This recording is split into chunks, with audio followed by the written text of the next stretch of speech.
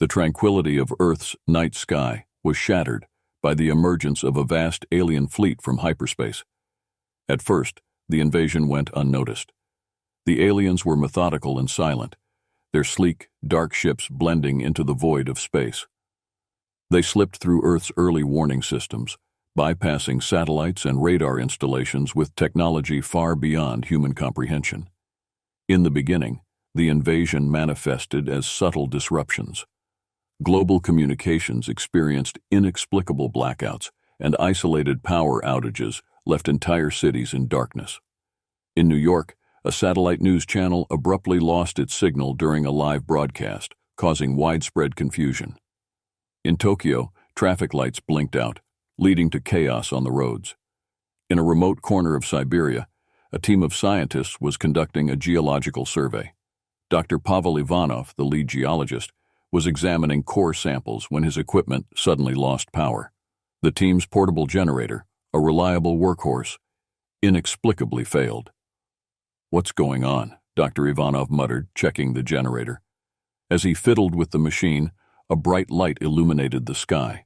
The scientists looked up in awe and horror as a massive alien vessel descended, its silhouette blocking out the stars. The alien craft landed with a thunderous roar, and the ground trembled beneath their feet. The scientists scrambled to hide, but it was too late. Alien scouts, tall and insectoid, emerged from the ship, their movements swift and precise.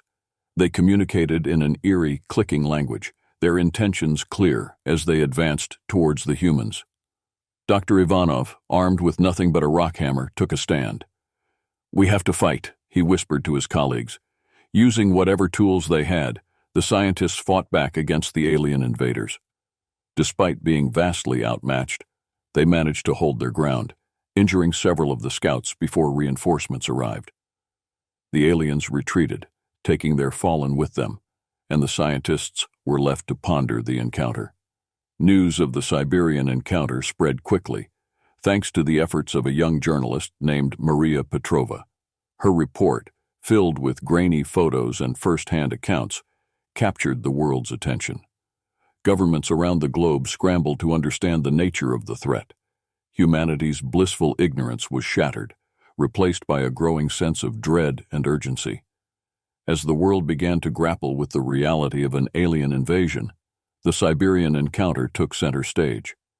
In Washington, D.C., President William Morgan convened an emergency meeting with top military officials and scientists. The room buzzed with tension as grainy footage from Siberia played on a large screen. "We need to understand what we're dealing with," President Morgan said, his voice grave. "Dr. Patel, what do we know about these creatures?" Dr. Annika Patel, a leading astrophysicist, stepped forward. "Not much, Mr. President. Their technology is far beyond ours. However, the fact that a group of unarmed scientists managed to fend them off suggests that they might not be invincible." In the remote regions of Siberia, the scientific team led by Dr. Pavel Ivanov became unexpected heroes. They were debriefed by military personnel, their accounts recorded and analyzed. Dr. Ivanov's rock hammer, now a symbol of defiance, was displayed prominently on news channels. Meanwhile, in Beijing, the Chinese government activated its top-secret defense initiative, Project Tianlong. General Li Wei, a seasoned strategist, was put in charge. "We must be prepared for anything," he told his team. "The Siberian incident is just the beginning." Around the world, similar preparations were underway. In London, Prime Minister Emma Collins addressed the nation. "We face an unprecedented threat," she said, "but we are not powerless. We will stand together, and we will fight." In a hidden bunker beneath the Swiss Alps, an international task force was formed, comprising military leaders, scientists, and intelligence officers from around the globe. Their mission? To coordinate humanity's response to the alien threat. As these preparations unfolded, the aliens continued their silent invasion. More sightings were reported, each more alarming than the last. In the deserts of Nevada, a group of hikers witnessed a massive alien ship hovering over Area 51 before it disappeared into the night. In the jungles of Brazil, a tribe of indigenous people spoke of glowing creatures that moved through the trees like phantoms. Humanity's first encounter with the alien invaders was chaotic and terrifying, but it also revealed something crucial. The invaders were not invincible. In every corner of the globe, people began to fight back, using whatever they had at their disposal. From farmers with shotguns to hackers disabling alien systems, humanity's resilience and ingenuity shone through. As more alien sightings were reported worldwide, panic spread like wildfire. In major cities, people rushed to stockpile supplies, leading to empty shelves and long lines at gas stations. Governments struggled to maintain order, enforcing curfews and deploying military forces to critical locations. In New York City, Mayor Daniel Rodriguez addressed the public. "Stay calm and stay indoors," he urged, his voice broadcast on every available channel. "Our first responders are working tirelessly to protect us. We will get through this." In Paris, the Eiffel Tower was fortified with anti-aircraft guns, a sight that sent shivers down the spines of locals and tourists alike. The city of love had become a fortress, with barricades and checkpoints at every major intersection. Amid the chaos, the United Nations convened an emergency session. Delegates from every member nation filled the Grand Hall, their faces reflecting a mix of fear and determination. Secretary General Javier Morales took the podium, his voice echoing through the chamber. "We face an unprecedented threat," he said, repeating the sentiment heard around the world. "But we are united in our resolve. We will defend our planet and our people." Scientists, military leaders, and diplomats were called upon to share their expertise. Dr. Annika Patel presented her findings from the Siberian encounter, emphasizing the importance of understanding alien technology. General Li Wei from China and General Michael Anderson from the United States discussed joint military strategies, highlighting the need for global cooperation. In the streets of cities around the world, resistance cells began to form spontaneously. Ordinary citizens transformed into guerrilla fighters, using every resource at their disposal to thwart the alien invaders. In Berlin, a group of engineers repurposed construction drones to monitor alien movements. In Mumbai, local fishermen used their boats to ferry supplies and people, evading alien patrols. One of the most notable acts of resistance occurred in the heart of Paris. A group of hackers, led by the brilliant and reclusive Jean-Luc Durand, managed to infiltrate the alien mothership's communication network. Using a combination of advanced coding and sheer audacity, they disabled the ship's main systems, causing it to crash land in the Seine.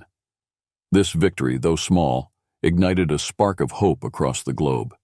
The alien commanders, witnessing the growing resistance, realized they had underestimated humanity. On board the flagship, Commander Zelthar received a report from his scouts. "The humans are more resilient than anticipated," the scout reported, their voice tinged with frustration. Zelthar's eyes narrowed. "Prepare for a full-scale assault. We will crush their spirit and take this planet." But as the aliens prepared for their next move, humanity was also getting ready. From underground bunkers to hidden laboratories, the best minds and bravest hearts of the human race worked tirelessly to develop new strategies and technologies. The silent invasion had awoken a sleeping giant, and the battle for Earth was about to begin in earnest. In cities across the globe, resistance cells formed spontaneously. Ordinary citizens transformed into guerrilla fighters, using every resource at their disposal to thwart the alien invaders. The world was now a patchwork of war zones, where every street and alley could become a battlefield. In Paris, the group of hackers who had disabled the alien mothership were celebrated as heroes. Their leader, Jean-Luc Durand, found himself at the center of an expanding network of resistance fighters. He and his team set up a covert operations center in the catacombs beneath the city, coordinating efforts to disrupt alien activities. Jean-Luc addressed his team, his voice echoing through the damp underground tunnels. "We must keep them off balance. Every attack, every sabotage mission buys us time and weakens their resolve. Let's show them what humanity is capable of." In New York, a former police officer named Maria Sanchez organized a neighborhood militia. Her group, armed with repurposed weapons and makeshift armor, patrolled the streets, protecting civilians, and launching surprise attacks on alien patrols. Maria's tactical brilliance turned the urban jungle into a treacherous battlefield for the invaders. In the heart of Africa, a coalition of tribes united under the leadership of Chief Abassi. They used their intimate knowledge of the land to outmaneuver and ambush alien forces. In one daring raid, they captured a supply convoy, providing much-needed resources to resistance fighters in the region. Meanwhile, in Tokyo, engineer Hiroshi Tanaka and his team developed a network of drones equipped with EMP devices. These drones, launched from rooftops and hidden bases, targeted alien machinery, disabling their weapons and vehicles. The Tokyo resistance became known for their precision strikes, turning the city's dense architecture to their advantage. Despite their diverse backgrounds and methods, these resistance groups shared a common goal: to reclaim their planet from the invaders. Their successes inspired others to join the fight, creating a global movement.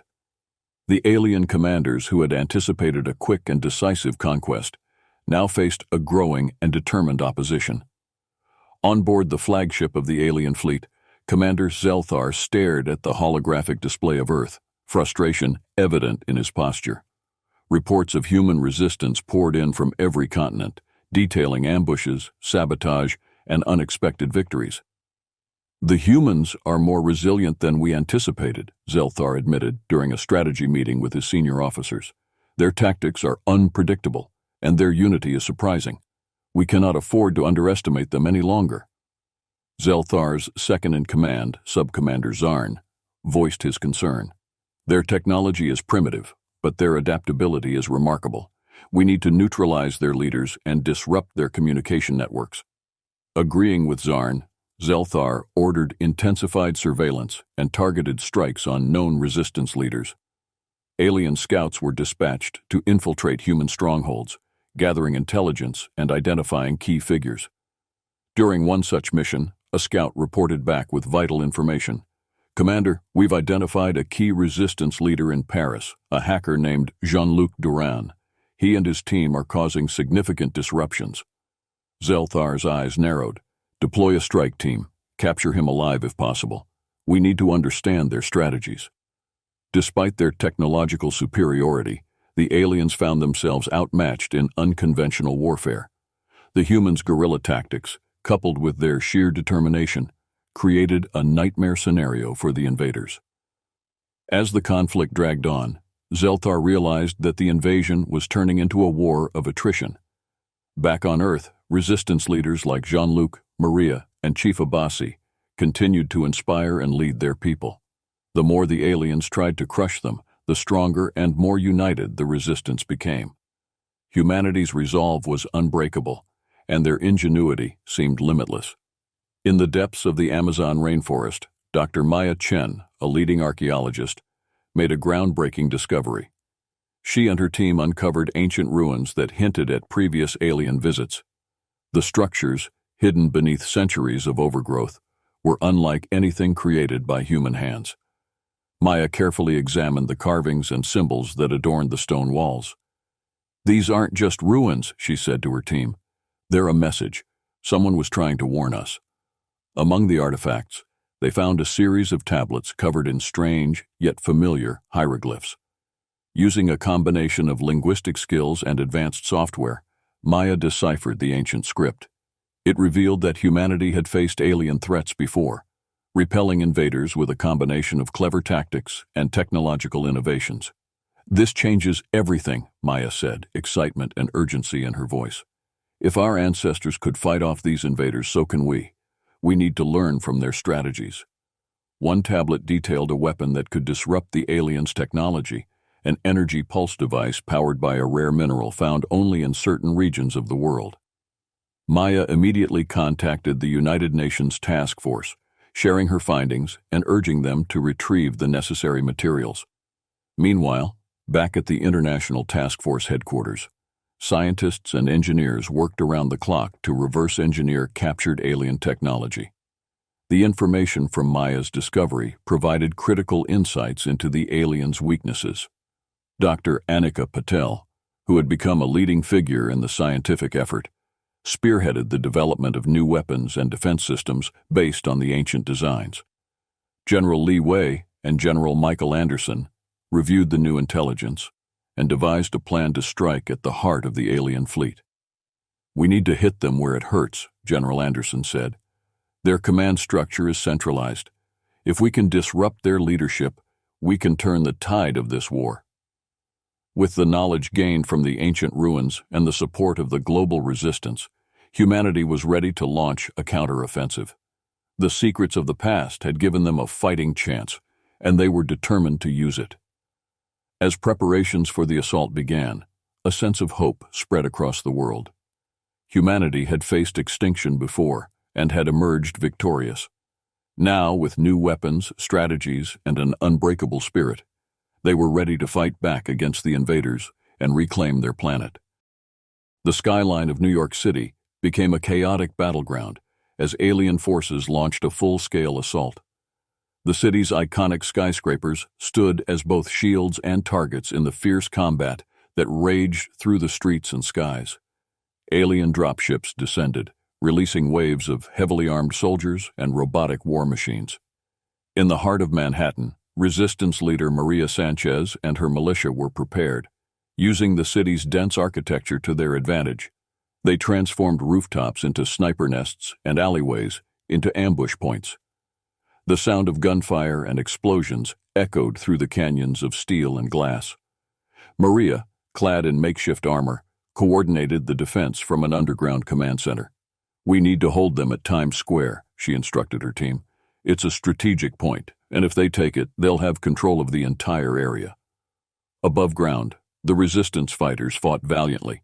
Civilians joined the battle, inspired by the bravery of those defending their home. Construction workers wielded heavy machinery as improvised weapons, while firefighters repurposed their hoses to create barriers of water and foam. At the height of the battle, an alien war machine, towering over the surrounding buildings, advanced towards Times Square. It unleashed devastating energy blasts, reducing structures to rubble. Maria knew they needed to disable it quickly. "Send in the drones," Maria ordered. A swarm of drones equipped with EMP devices swarmed the machine. The drones dodged incoming fire and latched onto the machine's surface, delivering powerful electromagnetic pulses. The machine staggered, its systems failing, and finally collapsed in a heap of smoldering metal. The victory at Times Square galvanized the defenders. They pushed back the alien forces street by street until the invaders were forced to retreat. The Battle of New York ended with a hard-won triumph, showing the world that humanity could stand against the alien onslaught. As humanity celebrated their victory in New York, an unexpected message was received by the United Nations Task Force. It was a transmission from a faction within the alien empire. The rebels, led by the enigmatic Corinne, sought to form an alliance with humanity. Corinne, a slender alien with piercing blue eyes and intricate tattoos marking her status, appeared on the holographic screen. "We oppose the war of conquest waged by our leaders," she explained. "We believe in peaceful coexistence. We offer our support to end this conflict." General Lee Wei and Dr. Anika Patel, representing the task force, were cautious but intrigued. "What do you propose?" General Lee asked. Corinne detailed her plan. The rebels would provide intelligence on the alien fleet's movements and weaknesses. In return, they asked for sanctuary for their people who had defected from the main fleet. "We want to live in peace, just as you do," Corinne said earnestly. The task force deliberated, but ultimately agreed to the alliance. The potential benefits outweighed the risks, and humanity needed every advantage they could get. Corinne's information was immediately put to use, revealing the location of key alien installations and their supply routes. With this new alliance, humanity's strategy evolved. Coordinated strikes were launched on alien strongholds around the world, each attack informed by the rebels' intelligence. The invaders found themselves increasingly outmaneuvered and their supply lines disrupted. Corinne and her rebels actively participated in these missions, proving their commitment to the cause. Their advanced technology and intimate knowledge of alien tactics were invaluable. As trust grew between the humans and the rebel aliens, they formed a united front against the common enemy. Despite the devastation wrought by the alien invasion, stories of heroism and sacrifice emerged from every corner of the globe. These tales of courage inspired a global movement, strengthening humanity's resolve to fight back. In Tokyo, a firefighter named Kenji Nakamura became a symbol of hope. During an alien attack, Kenji rescued dozens of civilians trapped in a collapsing building, guiding them to safety through smoke and rubble. His bravery was captured on video and broadcast worldwide, inspiring countless others to join the resistance. In Nairobi, a teacher named Amina Mwangi led her students to safety through war-torn streets, using her knowledge of the city to avoid alien patrols. Her determination and care for her students resonated deeply with people around the world. Amina's story highlighted the importance of protecting the next generation, even in the darkest times. In Berlin, a musician named Lars Weber transformed his nightclub into a sanctuary for refugees. He and his band performed nightly, lifting spirits with their music. The club became a beacon of hope, reminding everyone of the resilience of the human spirit. Lars's defiant songs spread across social media, becoming anthems of resistance. These acts of heroism were not isolated.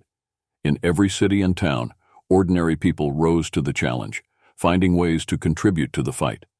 Farmers shared their harvests with displaced families, engineers repurposed factories to produce weapons and supplies, and doctors set up makeshift clinics to treat the wounded. The global movement grew stronger each day.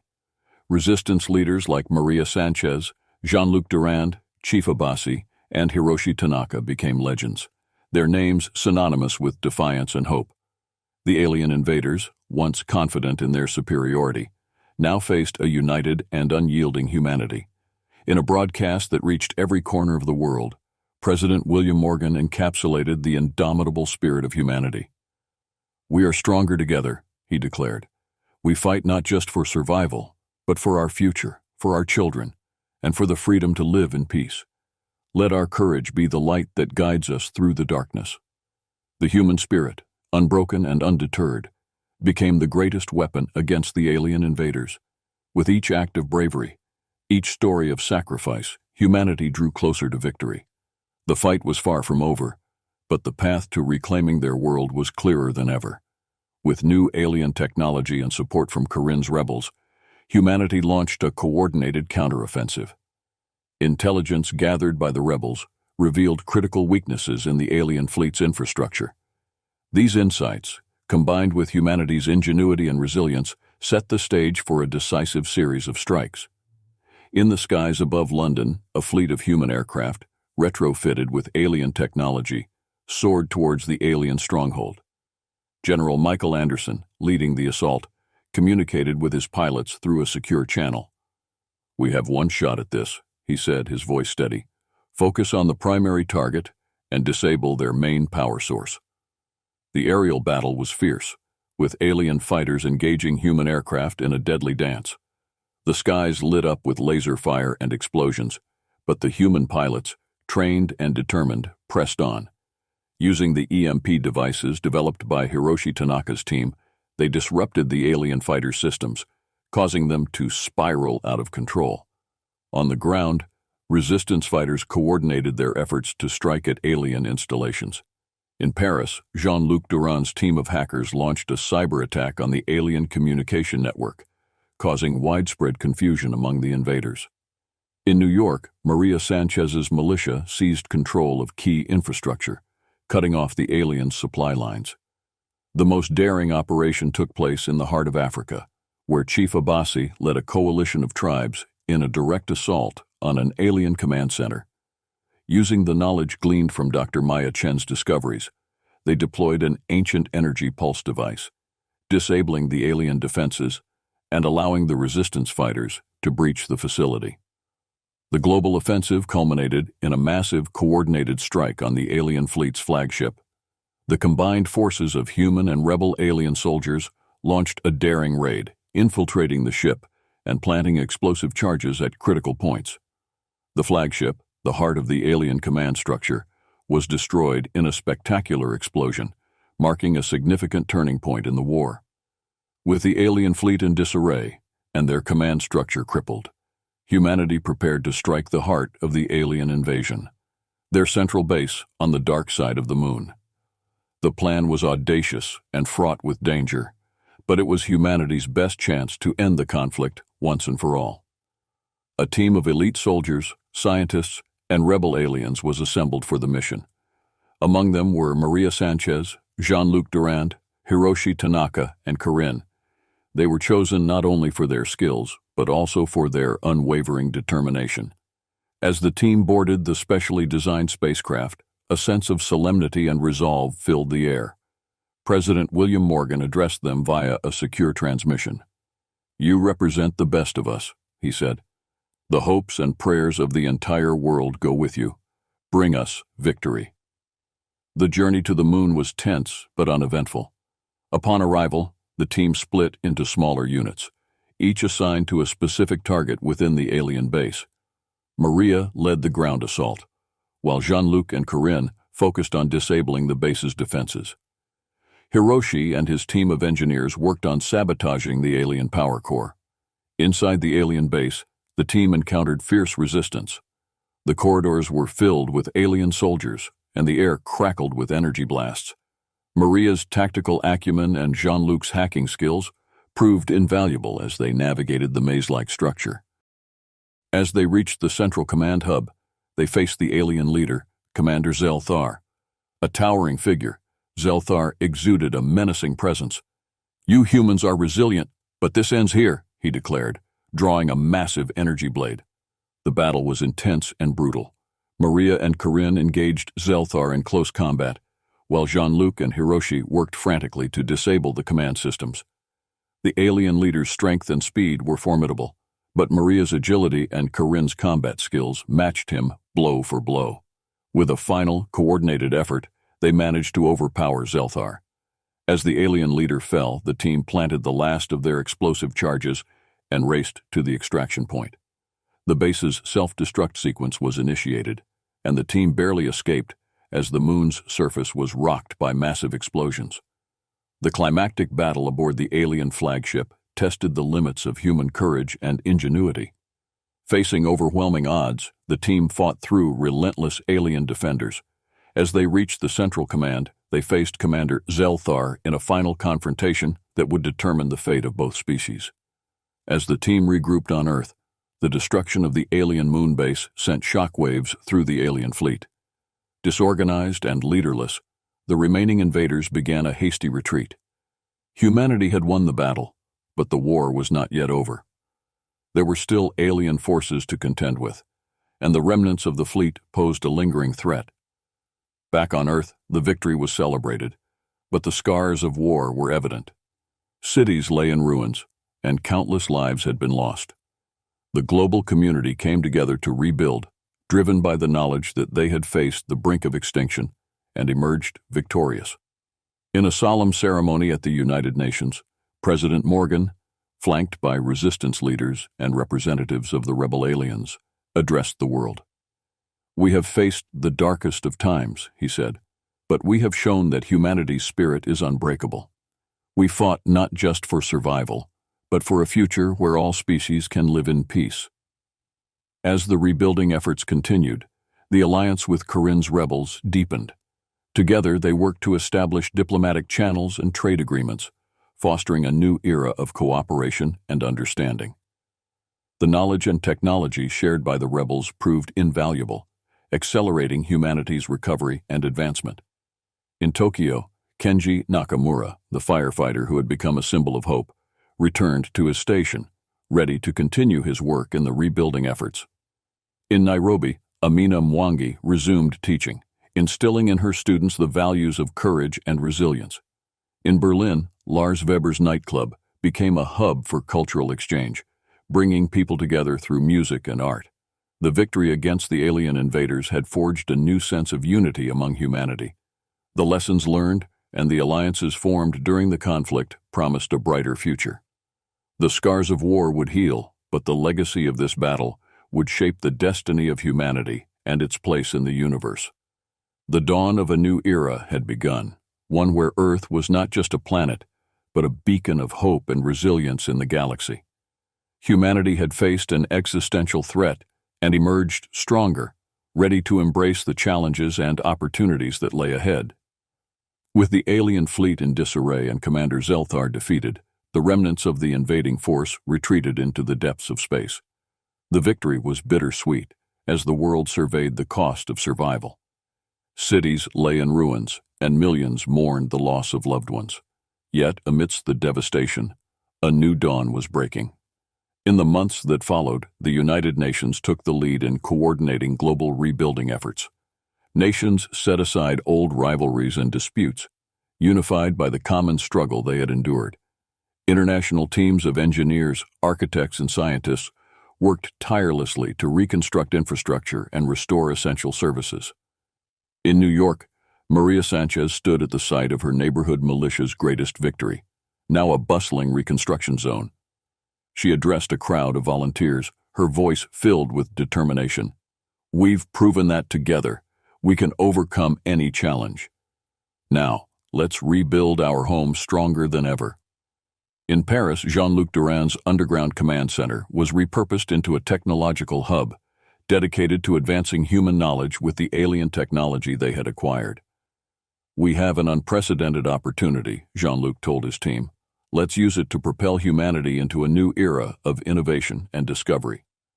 In the heart of Africa, Chief Abbasi's coalition of tribes continued to work together, leveraging their collective knowledge and skills to rebuild their communities. They had demonstrated that unity and cooperation could overcome even the most daunting of challenges. Dr. Maya Chen's discoveries in the Amazon led to the establishment of the Global Archaeological and Scientific Research Institute, headquartered in Brazil. Researchers from around the world gathered to study the ancient ruins and alien artifacts, uncovering secrets that would shape humanity's future. Corinne and the rebel aliens, now allies, played a pivotal role in the reconstruction. They shared their advanced technology and knowledge, helping to accelerate the rebuilding process. Corinne, standing alongside President William Morgan at a press conference, emphasized the importance of their alliance. "We seek not just to survive, but to thrive together.